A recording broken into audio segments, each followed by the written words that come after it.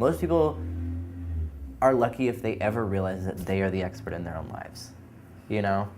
And that's what YWEP does to me, is it's about what you already know is valuable. What the girl next to you already knows is valuable. And if you're lucky, she'll teach you, and you can teach her what you know. That by itself already does something. Because it's not like I feel like people talk about big systemic change all the time about like, oh, for instance, and I'm not saying this is what you were saying by any means, but like, oh, for instance, if they really want to make a difference, don't they need some like big foundations to give them a lot of money, or some clout or some connections to people with a bunch of clout in order to get an ear of some legislators and make a law about this, or, you know, change some stuff around that. I feel like that's one way of looking at change. And to me, actually, like, I don't actually think that that's some of the biggest markers of change. I feel like people make laws all day long, and we're still not protected. But, you know, here goes YWEP making a toolkit that teaches you how to give yourself stitches. Teaches you how to, if you need to do self-harm, how to do it the safest way you can, and then take care of yourself and heal afterwards. There is nothing that's not real change about that. You know, if there's, you know what I mean? If there's, I mean, it's just, to me, it's like what that means specifically in the context of young, street-based or low income or any of those things, particularly in the LGBTQA spectrum.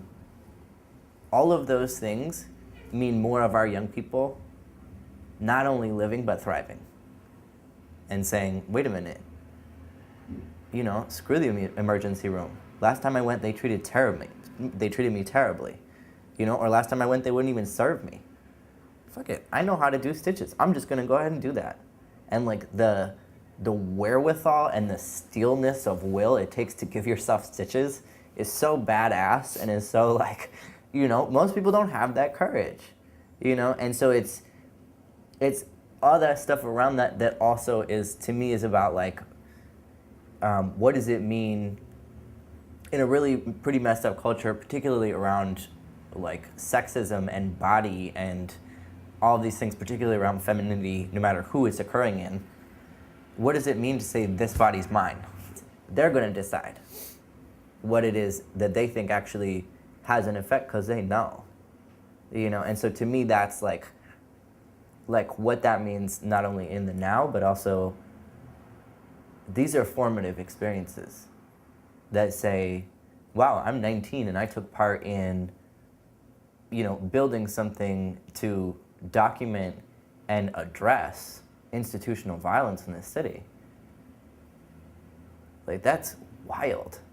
You know what I mean? That's things that people, you know, do throughout their lives that they look back on with immense pride, that, you know what I mean, as adults. And to be able to say, oh, at 19, I was already doing that. You know, at 19, I already was, you know, building consensus with other people around the future of the organization I was a part of.